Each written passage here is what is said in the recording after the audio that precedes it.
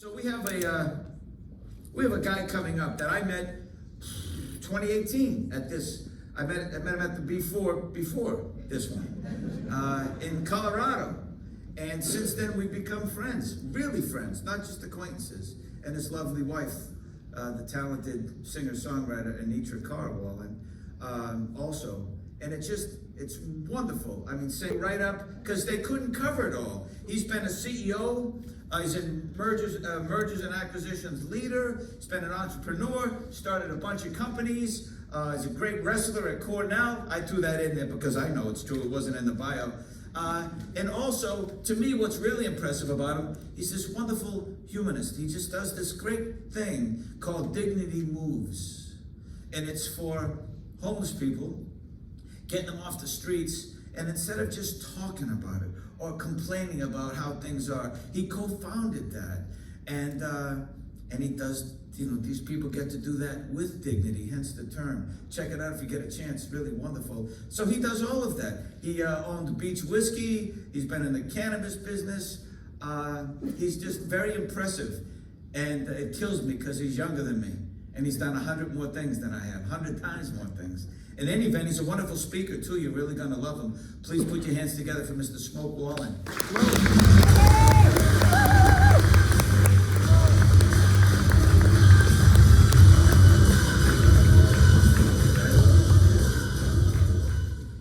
Is my speaker on? Yeah, awesome. Thank you. Thank you, everyone. Thanks for having me. It's super exciting to be up here, and I'm very grateful.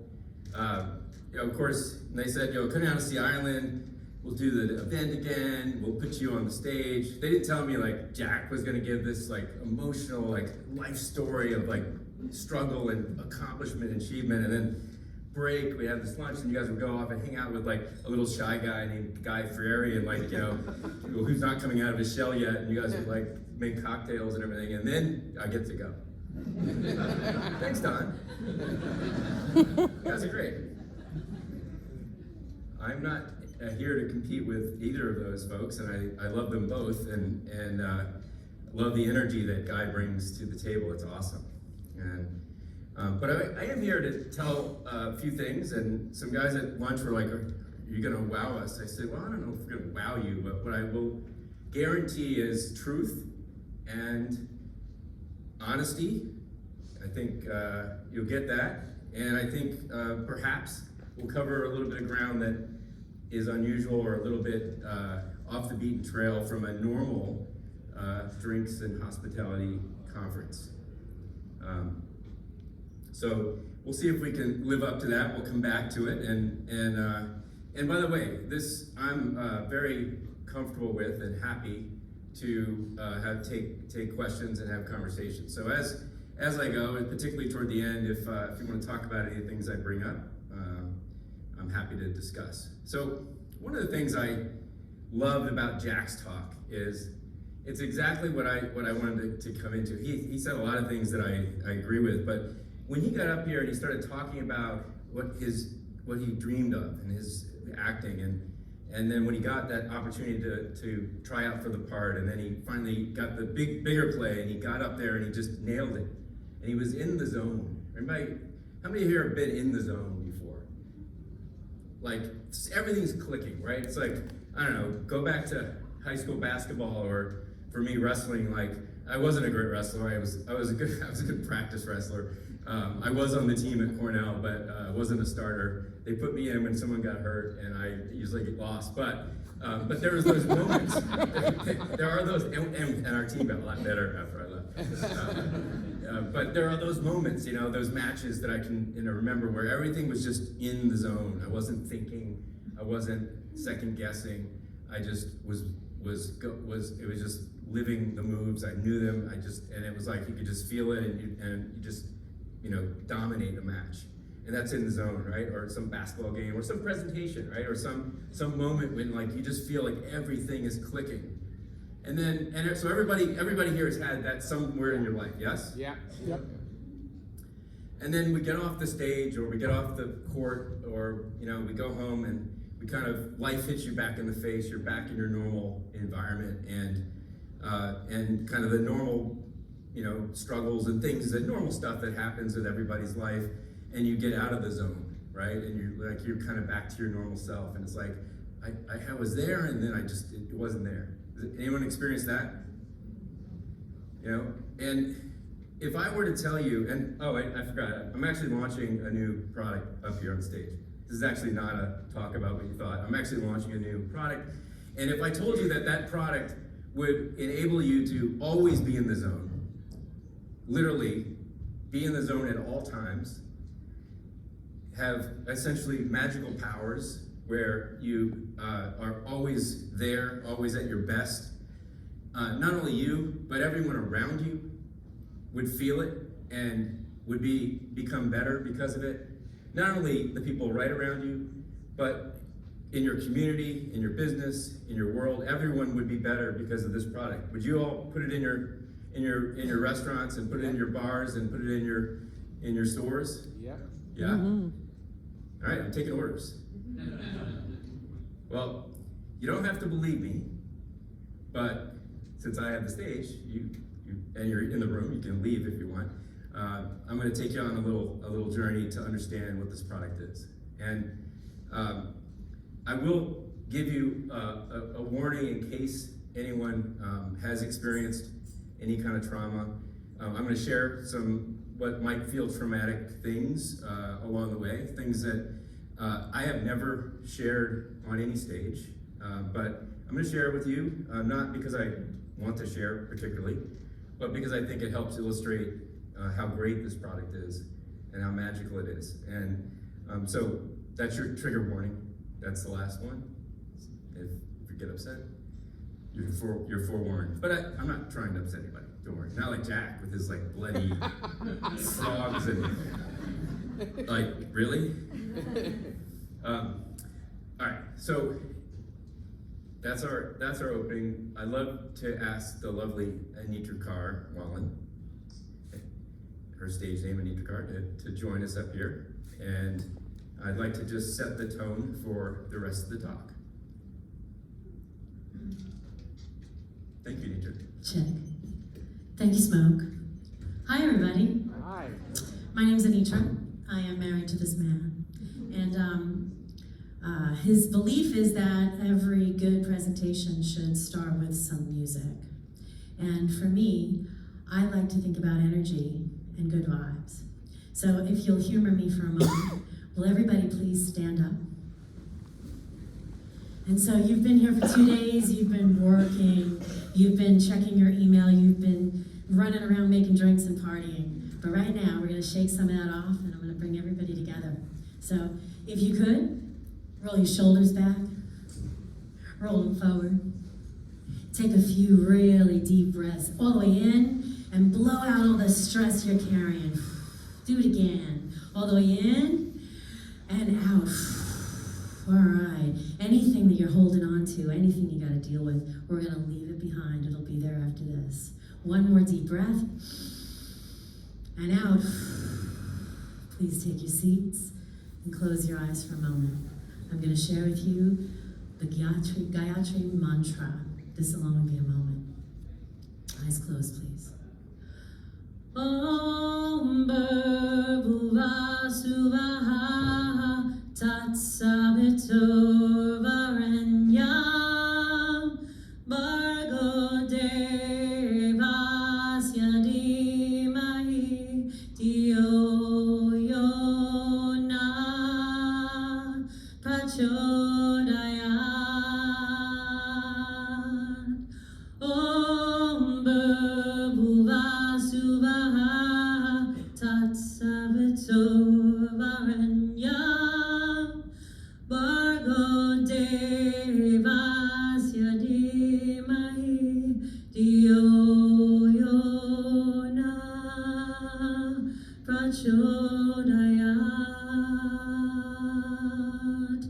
Om Bhurbuva Suvaha Tat Savitur Varenyam Bhargo Devasya Dhimahi Dhiyo Yo Na Prachodayat.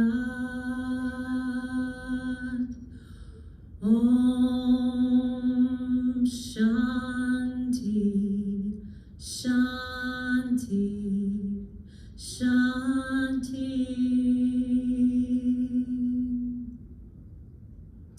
Gently open your eyes. Namaste. Thank you.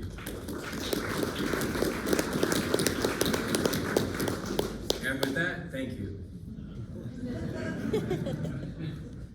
So how about those vibes? Yeah? Well, about 21 years ago, I fell in love at first sound, if you can believe it. That's another story for another day, but she sang in my ear and the rest was history. How did that feel? When we say good vibes, does that mean anything? Does that mean anything to anyone? They used to say, when like lovebirds are around, like love is in the air, right? Remember that? Is that a song? I won't sing, promise. But what is that? What is love is in the air? Good vibes. Or, the opposite. You walk in a room and you feel, bad vibes. Or a person comes in and you're like, bad vibes. Is that just a saying? Is it a real thing? It's a real thing. And I'm going to tell you a little bit about what that thing is and how it may impact all of us. So, seeing the future on Sea Island, I've had the good fortune of seeing things before a lot of people while I was around. And I'm not the only one, but I've seen things as a kid. I saw things way into the future, a whole bunch of things.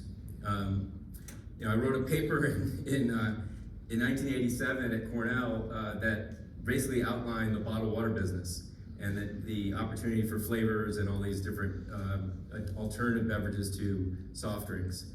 And then I manifested that into a business. I created Cameron Springs, named after my second son, Cameron, in 1991, which we sold to Nestle, the owner of Pellegrino, in I think 2000 or 2001. There's been a whole bunch of those things, and when in 1997, when we turned on internet online reporting for yesterday's account depletions for every single account in Chicago and Indiana, and at the time just those two states, so that literally Seagram was able to look at who bought what yesterday. I didn't realize that we'd be waiting until, do you guys get that now? You get yesterday's depletions? At the account level? Yeah, well it took a little while. That was 97, just to date the thing. So there's a bunch of these things, and I won't go through them all, but when I was here in 2018, I looked at my remarks and I was here to I talked about cannabis, and at that time, I think it was like October of 2018, I think, and I got up and gave a presentation about the normalization of cannabis and how big it was going to be and what a big opportunity it was. And at the time, I think certainly the time that I first invested and got in the space, there was two known alcohol industry people or groups. One was called Constellation and one was called Smoke Wallin. Those were the two groups that got into cannabis in the end of 2017. And now, of course, it's gone mainstream. A couple of years ago, I saw this psychedelic thing happening. And I sit on the board today of a public company that is legally we're growing mushrooms and we're manufacturing psilocybin legally in Canada today. It's a publicly traded company. Today, Oregon and Colorado have decriminalized plant medicine, and the FDA is approving currently MDMA, and sometime in early 24, we expect to have psilocybin federally approved. It's going faster than the cannabis thing. By the end of this year, the cannabis thing will be descheduled, most likely, and you're going to have a whole different thing. And last week, Ohio just legalized, becoming the 24th state to create recreational cannabis. But why do I tell you these things? Well, I have made a career out of seeing these things way ahead of the market, and then not just talking about them, but then actually turning it into businesses and being able to raise capital and doing all kinds of things around it. And so what I'm talking to you next, this new product I mentioned, is the greatest, biggest thing coming. And that's why I'm telling you those stories. So, that was supposed to have music too. That's all right, there's other music. Now, I won't keep slides like this up very long, but I will just point out that there was a couple of the presentation, Colleen's presentation, the first one on demographics, the different age groups, which was a lot of actually kind of fun, a lot of data there. But what I got out of it was the millennials all they're worried about mental health, and the Z's are all worried about mental health, and the Gen X's are kind of worried about mental health, and the baby boomers are all worried about mental health, and everybody's kind of worried about how they feel and they're currently feeling in this crazy world. And if you spend time online, how many people spend time online? Okay, there's a few. How many people don't ever spend time online? Okay, is there anybody? Come on. Well, we all do to some degree, but the question is, how much of it do you do, and do you let it do to you? How much of it is just automatic? How much are you just checking your email, looking at Twitter, looking at Instagram, looking at Facebook, looking at whatever else there is out there, TikTok, or those things. Well, I appreciate it. I understand how easy it is to do that. It's a very simple thing, but if you look at what is being presented, it's not exactly intentionally trying to calm you down. I would go out on a limb here. I don't think I'm going out on a limb to say that it's all designed to divide us. I don't care what political affiliation, what religion, where you're from, red state, blue state, doesn't matter to me. Everything is designed to divide and drive this. The revenue model is about division. And if you spend your time looking at that, you're going to be like this poor kid who's doesn't know what's up. Why do you think all those generations are having mental health issues? Why do you think that they're struggling? Well, everything that we see is division, and they're on their phones, they're looking on screens all day long, all evening, and it's a problem. Or is really the world all about peace and love? I actually think this, but does anybody agree with me? Yeah.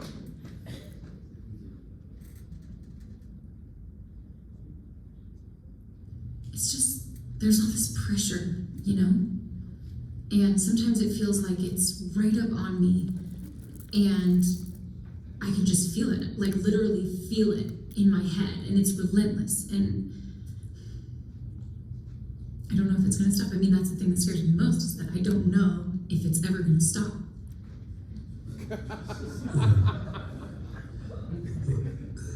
You do have a nail in your head. It is not about the nail. Are you sure? Because, I'll bet if we got that out of there. Stop trying to fix it. No, I'm not trying to fix it. I'm just pointing out that maybe the nail is causing. You always do this. You always try to fix things when what I really need is for you to just listen. See, I don't think that is what you need. I think what you need is to get the nail. See, you're not even listening now. Okay, fine. I will listen. Fine. It's just, sometimes it's there's this achy, I don't know what it is. But I'm not sleeping very well at all, and all my sweaters are snagged. All of them. That sounds really hard. It is. Thank you. Ow! Come on, if you would just Don't.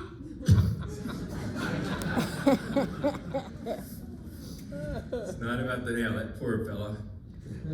But I think that I love that, and to me it speaks to You know, what is the nail in our heads? What is the nail in my head? What is the nail that we're not seeing, that someone else sees, but we can't accept? We can't see it. And it could be solved, but it can't be solved by someone else, right?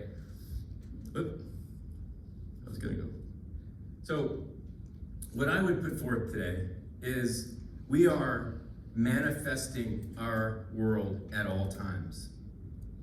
And my question for this group is, are we manifesting peace and love and beauty with the world that you want? Well, how many people would choose peace and love if they had a choice between that and whatever that guy's thinking of? All right, how many people chose that guy? I don't see you, but if you're there, that's okay. Everyone gets to pick.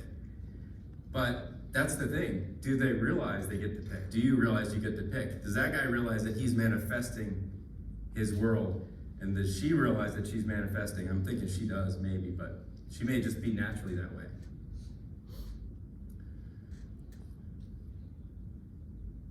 Nightly business report. We're harvesting it, we're extracting the CBD, and then we're putting it into our brand. It's raising $58 billion in financing. That's a lot of cash. Joining us, Smoke Wallin. I love that name. The CEO of the company. Smoke, that is your real name, by the way, not just because you're, owner of a cannabis company. Everyone lives, that's your name. And the Series A, $58 million. What will you do with the money first? Well, it's all about growth, right? This is the fastest growth opportunity in our lifetime. We're focused on executing our plan. We're operators and not, if there's other guys out there that are kind of buying up assets and are kind of more portfolio plays, we're an execution company. We're focused on building a scale business. I mean, this is the biggest growth opportunity of any category I can remember in my lifetime. CEO, Smoke Wallin. Characteristic of cannabis is it is an incredible plant that helps people. With an acquisition, which will put us in the top 5 in the whole industry. That's my distant cousin, Smoke. That was just a glimpse, the last few years, and a lot of good things in my life. And what I'm going to tell you next is kind of a little bit of the journey of where I kind of figured out what wasn't working. But when I was talking about flow and vibes and creating your world, I want to tie that to what we do day to day, which is hospitality and your brands. And the way I was planning to do it 2 slides ago, but I'm going to do it right now, is just to think about it. When someone enters a room, there's good vibes or bad vibes. That's because of the people in the room.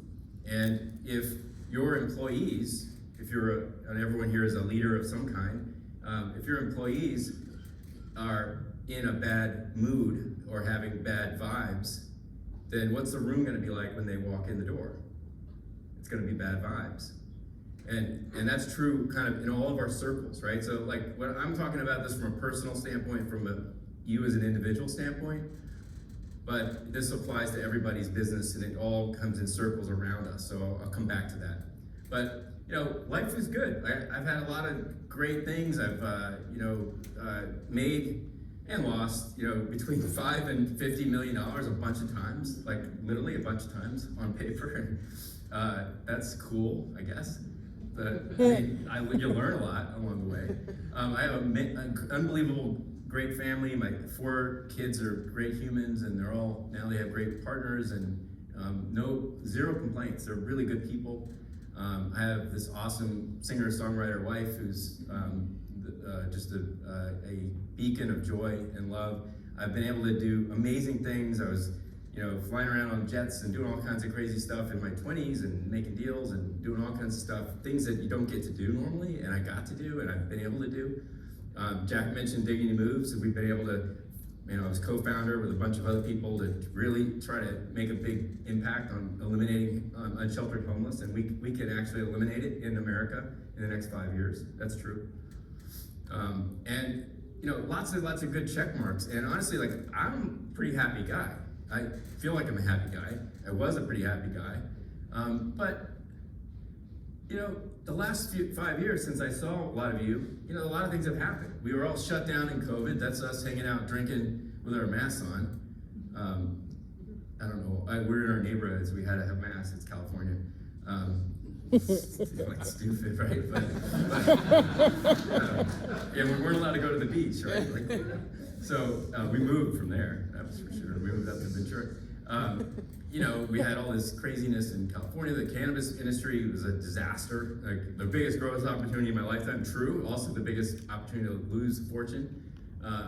And a lot of stress. I spared you real pictures of gout because I'm not Jack, and I'm not gonna like gross you out. You know, but by the way, Jack, did they ever make you drink a gout drink? Is that a thing? Not yet. All right, I came up with a good one for you. But you know, it's not fun if anyone's had it. And I was getting like things like that. I was having a gout attack here and there, and then I would ignore it, and I'd still drink and do whatever. And you know, like there was just something a little off. I'm, you know, still happy, whatever. But I had a friend, a really good friend, who cared about me and was willing to say it. And he's like, "There's something wrong. There's something wrong. There's something off." And I'm like, "What are you talking about? I'm freaking happy. Screw you."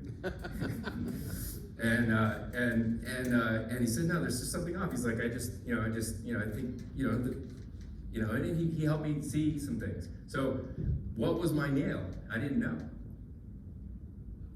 So I'm going to take you on a short journey here, and that's me. I got to go to Nepal. How many people have been to Nepal? And have you visited Buddha's birthplace? That's where I was there at Buddha's birthplace. That's the Japanese temple. It's a majestic place, and I can tell you, like, I'm not a religious person, didn't grow up religious, and wasn't very spiritual. I mean, I think I love nature, but like I wasn't all that spiritual. But something like came over me when I was there in Nepal, and I had the opportunity to kind of go to that temple, and I just had a moment, and I don't know why, because I never do it. I didn't do it before, and I just prayed for peace and love, and I felt like this energy come through me, and it was like this. Whoa, what was that? Like pray to Buddha, and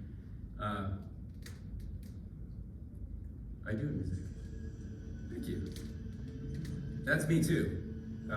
That's me at about 7 years old, and what I came to discover over the past couple of years through a number of things, a combination of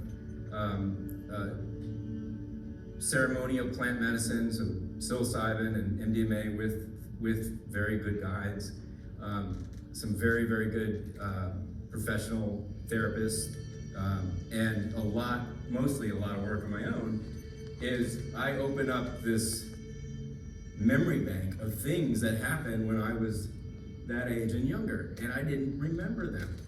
I didn't have any recollection whatsoever of any of this stuff, and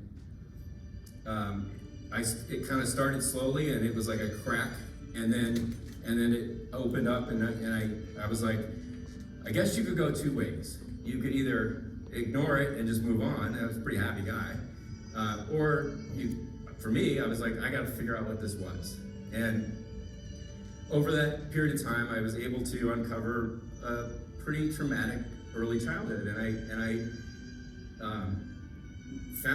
remembered that I had a pedophilic grandfather, a grandmother who covered up for and was a facilitator, that the family's solution was to give him the family members as opposed to have him go out and get other kids, because that would be less risky.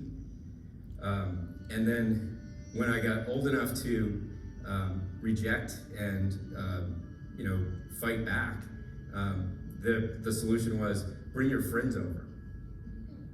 So this kind of unwound, cracked open, and I was like, whoa, and then it all came back, and I remembered it down to every detail. And I guess you could go two ways. You could go become an axe-murderer and or re-perpetrate whatever happened to you, and or come to some understanding of and ultimately forgiveness. And I took that path, and it was a path that it wasn't easy to get to, but once I understood what happened, I kept asking, okay, what next? I got to the bottom of it all, and then I said, well, I got to the point where I was like, what happened to them? What would make someone do that to their own grandchildren? What would make someone do that to kids? And I'm like, well, something must have happened to them too. Like, this thing must be going on for generations. Like, it must go way back in time, as far as can be. And I got to the point where I could basically have empathy, or, not condone, but like that must have been horrible, whatever happened to them. And that's what cracked it for me in terms of forgiveness. And I'm free. The only thing that holds any of us back is our memories and our stories we tell ourselves and the emotions that we keep. And the only way to get away from them is to forgive. It doesn't mean you forget, but forgive. Let it go. And I have complete forgiveness. I have absolutely zero ill will toward anyone, actually anyone in the world, but to any of them. And it opened everything up for me. And I'm going to tell you like how this ties to the other stuff in a second, but suffice it to say that it's magic to open this stuff up, clear it, and then move to the next level. And there's no way to sugarcoat it and say this is like a fun thing to do in any way, shape, or form. But it is something that is absolutely doable, and it's something that we all can do. And what is the rainbow? What's at the end of this hard work? What's the objective here? It's this magic elixir. And what is that? It's inside of all of us. That zone, that moment when you're in the zone, when you're performing at your best, that's your inner self. That's your actual you. All the stuff around you is the stories you tell.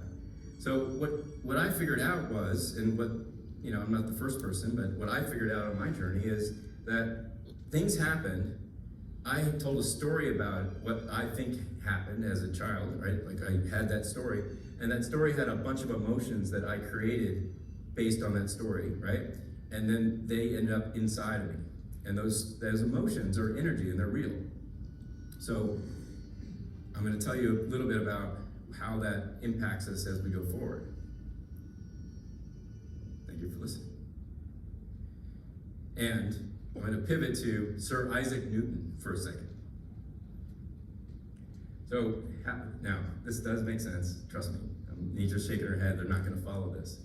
So Newton, who knows Newton's theorem, Newton's formula? You got the all the physical physics, right?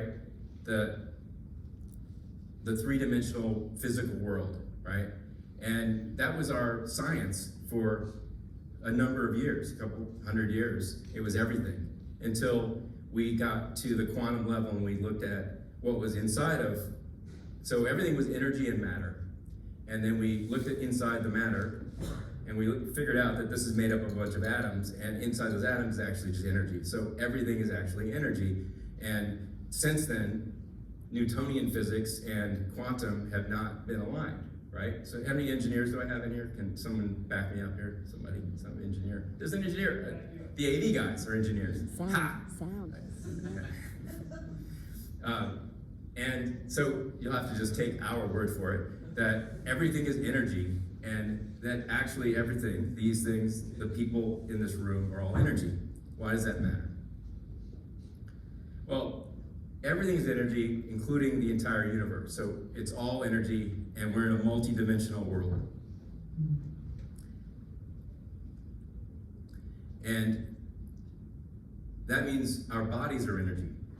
So when you think about a thought is actually energy, and an emotion is energy. And when we have those thoughts, there's nothing wrong with emotions. We have them, we're humans, we have emotions. We're gonna have sadness, we're gonna have happiness, we're gonna have all these emotions. The question is, do we hang on to them in our bodies, or do we let them flow through us? And that's the difference between what we know and what we don't know in terms of it's conscious or subconscious. So, how many kids know Flat Stanley, my friend? All right, anybody have kids or had kids and know Flat Stanley is this flat guy, right? So he's a 2D person. So everything in the world is 2D to him. So let me explain. So if I had a pyramid, right, and which is 3-dimensional, and I showed Flat Stanley the pyramid, all Flat Stanley would see would be basically a triangle, right? Make sense? Like he would just see the triangle shape. He doesn't perceive depth. We have height, width, and depth. Flat Stanley just has height and width. So he's a 2-dimensional being. But we're 3-dimensional beings. So we can see a pyramid and we can see, oh, it's got shape, it's got dimension, it's got depth. So we see that. But I said this multi-dimensional energy world. Well, we can't see those other dimensions. That's why they're invisible to us. So there's other dimensions beyond the height, width, and depth, and that's the energy world, and there's all these other dimensions. So if we see what we see here, we don't see most of what is here. Just like Flat Stanley would only see the triangle, we only see what we see in 3D. So we don't see the thoughts, but we see the impact of them. And this blew me away when I learned this. Humans have between 60 and 80,000 thoughts a day. Did you know that? Did anybody know that? Oh, cool. That's good. Now think about it for a second. How many? I'm sure no one has counted your thoughts, right? But if you did count them, you'd find out that you're something in the 60 to 80,000 thoughts a day. Now, where are those thoughts coming from, and what are they? Turns out that about 90% of our 80,000 thoughts are repetitive. So we're thinking the same thoughts over and over and over again. Now those thoughts many times come with a story, come with an emotion, come with some kind of thing that we experience. So this kid, Frankie Riccinati, was a big kid, so I called him a name. This was in Hoboken, New Jersey. And he took my head and he bashed into a fire hydrant. And I have a chipped front tooth because of that. So I must have been about 10 because I had actually a permanent tooth. And that story comes up to me. I mean, not so much anymore, but for most of my life, I would have something to remind me of Frankie Riccinati taking my head and throwing it in a fire hydrant. Does anybody have a story that keeps coming up that you remember from a kid, the playground, somebody slighted you, something happened? Well, your body, your subconscious doesn't know the difference between Frankie Riccinati doing it to you in person and you thinking about it, remembering it. So what's happening is you're reinforcing in your brain that trauma, that experience. And you can apply it to any thought, any experience. So all those 80,000 thoughts that are repeating, 90% are repeating, and then also remember that more than half of those, probably a lot more than half, probably most of them are inaccurate. So there's a story that you told about something that happened to you, an experience that happened. There was a physical experience, a story that you told that was interpreted as a child or whatever, and an emotion that got attached to it, and that stuck in you.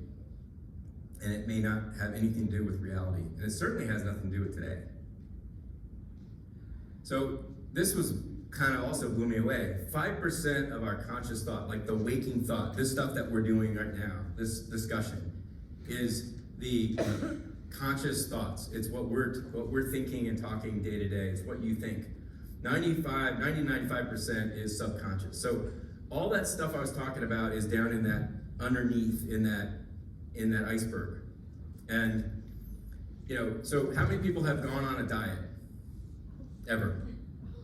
How many people stayed on the diet? Ever? Or decided to get into a new workout routine, or decided to do something, some fundamental change that was important to you. Like, these are all successful people. We're all goal setters, and we achieve. So obviously you have a very strong conscious mind that is able to do things. But how many of us know what was underneath the surface and whether that was helping or hurting whatever you were trying to do? And that's the key to this, right? That's the magic elixir. It's that we all have this thing. So I had this great debate at this posh Beverly Hills dinner a couple weeks ago with all these uber wealthy people who were all thinking about how to live to 200, I guess was the number that got thrown out. And they're taking peptides and they're doing human growth hormones, and there's all these things that they're doing. And part of the conversation ended up is, well, is there free will? So how many people here think there is free will? How many people think there is not free will? Yeah, well, there's not a definite answer, but what I would put forth is there's very little free will because 95% of your mind is already pre-programmed and you're operating on autopilot. Now, things like heart and breathing and that stuff, that's good, that's automatically working, but there's a bunch of other stuff that's probably down there that is just, it's the things that you learned when you're a kid. And when you're between the ages of 0 and 7 years old, you're in delta or theta state almost all the time. Now, that's your brainwave state, okay? And your brainwave state in theta is when it's equivalent to what we would call hypnosis today. It's when your mind can absorb things in the subconscious. So until you're 7, you're basically a walking sponge absorbing whatever you see and observe around you. And so that's usually your parents, but it's whatever environment you're in, you're absorbing this. And that's going into that big iceberg below the surface. And what we now know is that we can hack the iceberg, that we can change that 95%. And if you change the 95%, you can now decide, yes, I want to, quit drinking, or I want to, go lose weight or go on a diet, or I want to work out regularly. I want to do what's right, that I know is the things I want. And if you change that underlying stuff, you're in the flow. You're not fighting it. Your mind is helping you, right? So you can do it out of sheer willpower, but how many people really, really gave up Doritos? Like, really? Like, you never eat a Dorito? Come on. Like, some people. Maybe there's somebody here, but if you really didn't want to do it, it's a lot easier if you can reprogram that. So I call these emotional energy hairballs. So this is like this body that has all these hairballs, and this is that's a lot of them are like, that's me as a Boy Scout. That's young Smoke. A lot of these are like, whatever. Frankie Riccinati hitting, there's a big hairball there. Frankie Riccinati hitting my head against the fire hydrant and never left because it was in there. So the key to this magic solution is, how do you find those things and get rid of them? It's not about reliving it. Sometimes you have to just to find them, but it's about how do you clear them and get them out of there so that you can free up your mind. And when you think about the great sages of time, you go back to the Buddha, Krishna, Jesus. There are these avatars of the great religions. And what do you see in the picture? You see this halo behind them, all of them. You see these enlightened individuals. That's what they call them, enlightened. What is that? Well, that is their vibration is at the highest possible level. So you think about shame and anger and pain, and those vibrations are really low. And as you clear this stuff and you go up the food chain into higher vibrations and you work your way toward happiness, love, bliss, enlightenment, those vibrations go up in frequency. These are physical things that are actually real things, right? So those ancient sages were vibrating at a super high level. Now, 85% of humanity is vibrating at a negative level, which is below the level of positivity. And that's terrible. But the 15%, which is everyone in this room, and I can tell you why later, but you're all there. The 15% is so much more powerful that's why the world doesn't just implode. It's a log scale in consciousness, and I can tell you all about it, but you have to just go with me here, that every notch up you go in consciousness, you have an extraordinary increase in power and vibration. So when we talk about good vibes, we talk about getting your employees to reach their potential. It starts with each of us. The good news is we can change that underlying glacier that is our subconscious. The bad news is you can't change anyone else's.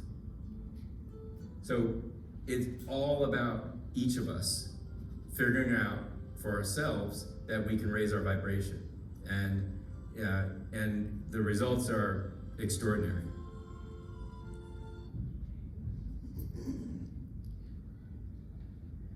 So my journey took me down a path of a bunch of memories.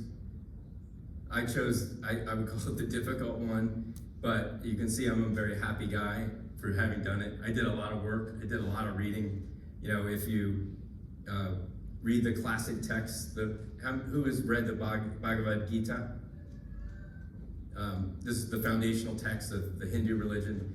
And there's basically 4 ways to enlightenment that they outline very clearly. It's a very, actually, a straightforward book, but meditation, knowledge and understanding,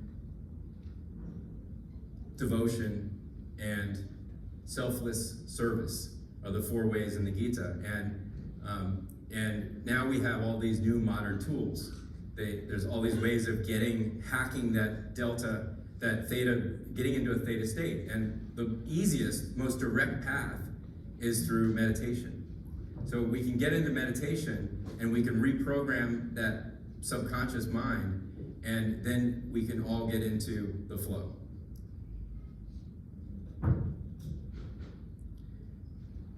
And I will end my remarks and see if there's any discussion with a poem I wrote this morning called Unbridled Grace that touches on this topic. Striving, driving, arriving, humankind's plight, every day a fight. Achievers and dreamers, setting goals, following programs, aspirational tools. Trying this and that, finding it hard, sticking to it, rarely in the cards. Wondering why good intentions gone awry, below the surface, other things in mind. Recalling a moment that shot at the buzzer, presentation hitting home, everything working in the zone. Flowing freely, effortless expression, stars aligned, moment to shine. Reverting back, normal life, embracing strife, feeling lack. Being there now, discovering hidden strength, an endless reservoir at everyone's core. Tapping in, unlocking the gates, stripping away error from the way. Eyes now open, on Sea Island, free to finally be what God meant for me. For human beings, innately possess consciousness's embrace, unbridled grace. Thank you.